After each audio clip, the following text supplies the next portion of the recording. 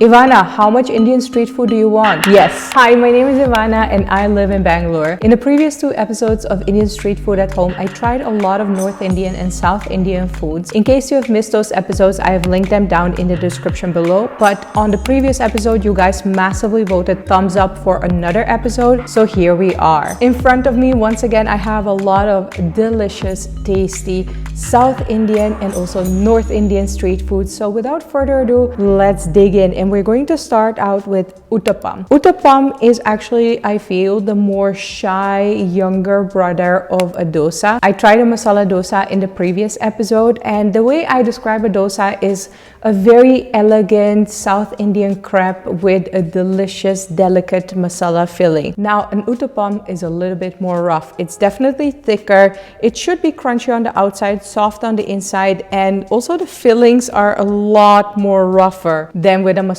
dosa. Nevertheless, I do feel that an uttapam has its time and place. If you're more hungry, then I would personally go more for an uttapam. I'm quite sure the batter actually must be different than that of a dosa because it's just a way thicker pancake. If you want to fill me in on that, let me know down in the comments below. The uttapam got delivered with a coconut chutney and something that looks like a veg gravy, but I'm not sure about that. I've heated the uttapam up in the air fryer, so it should be nice and warm again. And as you can see, the filling is definitely more rougher and less elegant than that of a masala dosa. I'm going to first just dip it in the coconut chutney, and this one looks a little bit more watery. A lot of people said that I needed to stir it first, so yeah, that definitely helps. And then take a nice bite.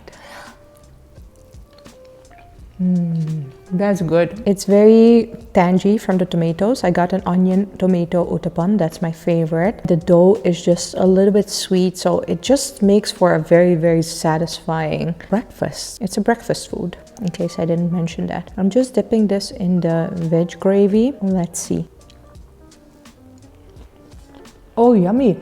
It kind of reminds me of appam, which is again a different South Indian breakfast pancake. Usually you get a veg curry with the appam, but actually it's very, very tasty with the uttapam as well. It's very mild, not spicy. There are vegetables in there, but of course some spices to give it flavor. An uttapam is a really, really light meal to have for breakfast and then stay satisfied for a long period of time actually. I will continue with the uttapam later because as you can see, there are a lot of other Indian street foods in front of me that I still need to try. Compared to a street uttapam, I would give this one definitely an 8. Good option if you want to try Indian street food at home. We have another challenge, guys. So last week it was the Litti Chokha challenging Pani Puri for best Indian street food of all times. And for this week, somebody is challenging Pani Puri once again with a samosa. Now, I'm going to save that until the end because I do have some thoughts and discussions about that. But right now I want to introduce you to one of my favorite Indian street foods of all time, Dhokla. Very airy cake made from gram flour and originates from Gujarat. The beautiful thing about this cake is that it's actually savory, but then it's dipped in a sweet liquid. Next to being dipped in the sweet liquid, another delicious thing about Dhokla is that it's actually dipped with masala or like spice mix with coconuts, mustard seeds, some other seeds that I see here, some curry leaves, and as you can see, some green chilies. It's served with a green chutney, which is usually a mint chutney, and a sweet tangy chutney. Dhokla in general is served cold, so I don't need to reheat it. Dip it in the green chutney, then a little bit in the sweet chutney. There we go. And take a big bite. This might be the fluffiest dhokla I've ever had. Wow, this is so fluffy. It's so fluffy. It's sweet, but it's also savory. And then there are little pops of spice with the mustard seeds and the coconut. Dhokla on its own is not spicy at all, but the mint chutney can really be spicy. So if you don't like spicy food too much, just stick to the sweet chutney. Some people really like to mix their chutneys. Other people are purists and they're like, no, if you mix everything, you can't taste the individual taste. I am a mixy person. What kind of person are you? Are you the purist or are you the mixy person like me? Let me know down in the comments below. Cheers. I would give this Dhokla a 9.5 because I haven't tasted Dhokla in Gujarat yet. So I'm guessing that's a 10, but this is really, really tasty. As you may have noticed, there is another yellow snack in front of me, which is actually also from the state of Gujarat. But I have something here that I have never tried before.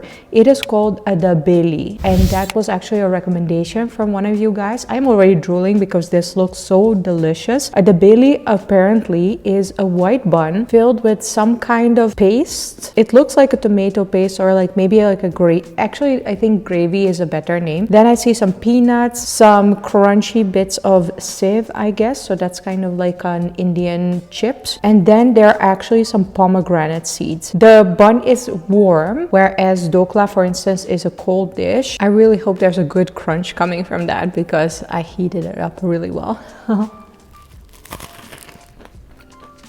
Why did no one introduce me to this before? Wow, Gujarat, what is this?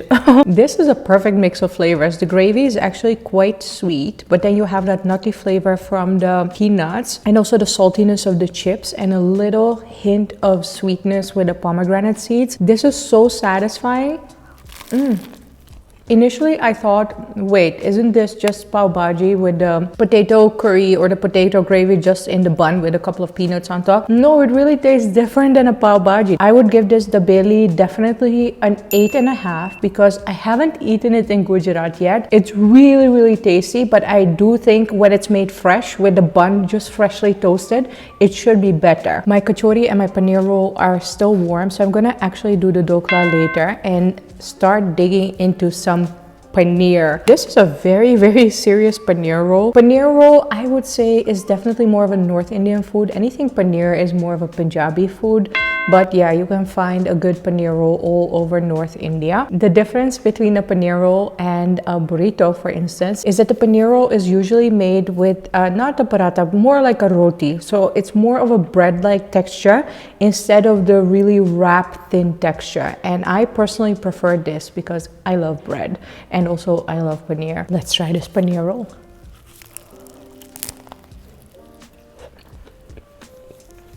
This brings some amazing memories back from Mumbai. I used to have most of my paneer rolls in Mumbai. Initially, looking at this paneer roll, I thought it would be loaded with paneer chunks from the inside, but actually it's more shredded paneer with a lot of veggies. It tastes good, it's delicious, and it definitely has that crunchiness from the outside and that goody warm hug deliciousness from the inside. But this is not a paneer roll the way I know it. I am just used to getting huge chunks of paneer when I order a paneer roll in the street, so this is definitely different than what I expected. Therefore, I would give it an 8. I hope the kachori is as expected. It looks perfectly golden brown and crispy from the outside. A kachori, I would say, is a typical Delhi food. The best kachoris that I've ever had were in Delhi. A kachori is actually almost like a samosa. It's a crunchy dough ball filled with a lentil mash filling. So that's the biggest difference between a samosa and a kachori, aside from the shape. Samosa is usually filled with potatoes and peas, and a kachori is filled with mashed lentils. This is why I said we have some talking to do about the samosa being the best Indian street food.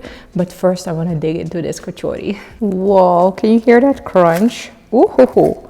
Oh, that looks good. The filling looks a little bit dry, but maybe that's because I reheated it. I'm just going to dip it in a mint chutney. So the lentil filling is a little bit on the dry side, but it's not bad. The biggest thing missing here for me is the kachori wala opening up the kachori for me, putting some gravy on top, putting some mint chutney on top, and then it's just so good. It's one of the best Indian street food snacks. Here, I'm really missing that because I'm probably not mixing the proportions right like a kachori wala or a kachori salesman would do. Don't get me wrong, the kachori is absolutely perfect. It's crunchy, it's flaky. There's that spicy dal filling paired with the mint chutney. It's good, but it's just a lot better getting it from the kachori wala, and therefore I would give this one an 8. The samosa is heated up, so we're getting into that heated up discussion. Sorry for my dad joke. After I try Khandvi. Khandvi is also a Gujarati snack. It is made from gram flour, it is savory, and it is eaten cold. As you can see, the same tastemakers from the Dhokla are on top of the Khandvi. It is coconut, some popped mustard seeds, some other spices that I can see, and actually some parsley leaves as well. So it is a little bit differently flavored than a Dhokla. It's definitely not as sweet as a Dhokla and definitely also not as fluffy. It has more of a pasta-like texture, and Khandvi is so extremely addictive. I can easily eat this whole little box by myself. It comes in these really cute rolls, which, yeah, like I said, I can just eat the whole box by myself because it's so easy to eat. Can't wait to eat this. Going in for the second one immediately because it's that addictive. The funny thing with Khandvi is that on its own, it actually doesn't have a lot of flavor. It's a very jelly-like, pasta-like texture in your mouth. Whereas in contrast, a Dhokla cake actually already has a lot of flavor. With the Khandvi, it's really the condiments on top or the taste makers. So the coconut and the mustard seeds, and I'm guessing this is parsley, that really give it its distinct flavor. It's so addictive. I can just keep popping Khandvis and be done in 5 minutes. It's really good. I would give this Khandvi a 7.5 because I have had better Khandvis from different restaurants. I feel this one is a lot more mild on the flavor than what I'm normally used from Khandvis. But honestly, if you're going in for Khandvi and can stop yourself after one, mad respect, because I can't.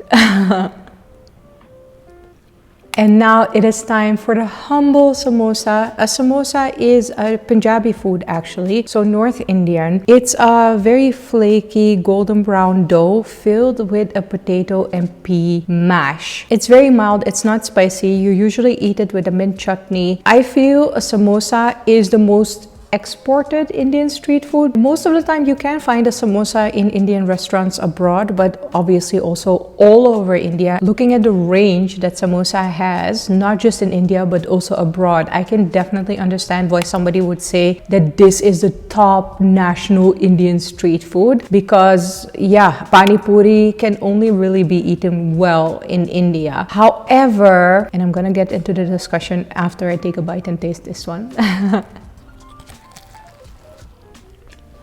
Really liking this filling. I love the fact that they put quite chunky cashew nuts in this one, which gives it a little bit extra crunch from the inside. It's obviously perfectly golden brown and flaky dough. The potato slash pea filling is just so soul hugging. It's really good. Okay, let's finally get into this discussion. I have nothing against the samosa. I love a samosa. I could have a samosa for breakfast, lunch, and dinner. You could wake me up for a samosa. Samosa is freaking amazing, and that's probably why it's also exported a lot. However, I would say a samosa is the vanilla of all the Indian street foods. It's something that everybody likes, but if you want something a little bit more sophisticated and something that really will blow your mind, then pani puri is like that explosion in your mouth that will just give you jumps for joy. A samosa is a soul hug. Pani puri is jumps for joy because it's that good, if you like it, of course. Then also, if you look at a samosa and a kachori, for instance,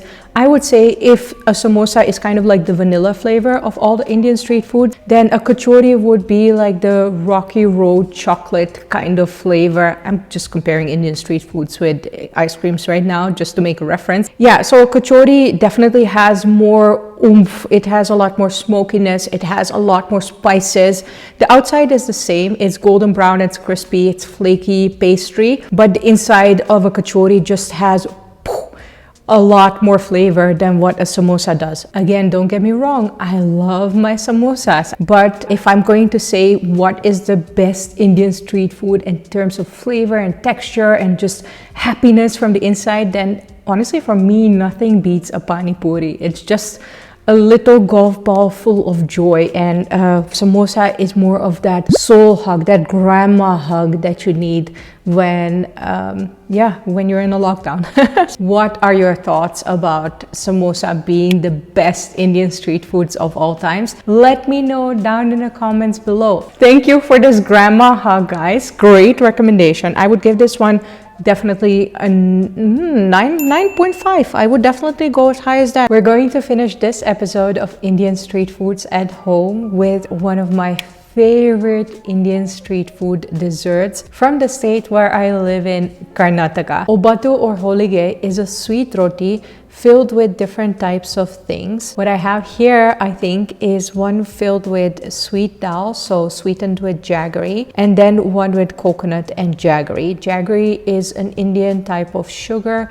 You can kind of compare it to palm sugar. Now you have to know, pancakes are my favorite food in the world, so any type of sweet pancake will go down really easily with me. I have some ghee here, which is clarified butter, and you actually put that on top for some extra flavor. The first holige or obbatu that I'm going to try is the one filled with coconut and jaggery. I can already see some shredded coconut here, and yeah, oh, can you hear that crunch? Oh, this is so good. I've only ever eaten this at VV Puram Food Street, which is a famous Indian street food street here in Bangalore, particularly. I made a video about that. In case you have missed it, I've linked it down in the description below. But otherwise, I find obbatu or holige quite difficult to order, I have to say. Even now, when I was ordering on Swiggy, there were only like 2 or 3 places offering it. And I was wondering why. It's a Karnataka food, so why is it not more available online as well?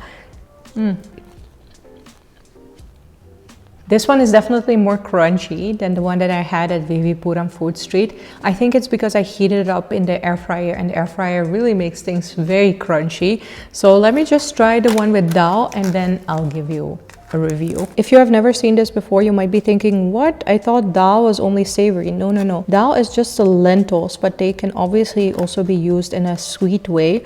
And there are actually quite a lot of desserts in India that are made with dal.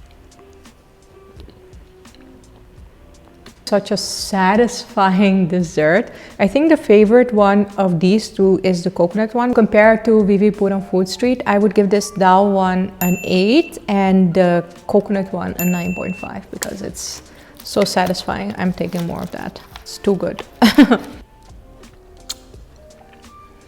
Before I get into the selection of my favorites of today's Indian street food, do yourself a favor. If you would like to see more of these kind of videos on my channel, put a thumbs up so I know you enjoy them. You guys already did that on the previous 2 episodes, and that's why today there was a part 3. If you want a part 4, you know what to do. Now, as for the favorites of today, I don't think it's a secret that the coconut obbatu or holige blew my mind. I really, really love that. I could eat this in my sleep. And then that dhokla was like eating a dhokla cloud. It was really, really good. Then I also really, really liked the dabeli. It blew my mind. It was my first time eating that, and the flavors are so good. Obviously, the kachori and the samosa are just hugs for the soul. Now, next to putting a thumbs up so I know I should make another episode of these Indian street foods at home, you can also comment your favorite Indian street food so I know what to try in the next episode. I tried the dabeli following a recommendation from you guys, and I freaking loved it, so keep them coming. Also, you can consider subscribing and joining 228,000 other subscribers. It's free and you'll get a notification whenever I upload a new video, so I can see you next time. Thank you so much for watching. Bye.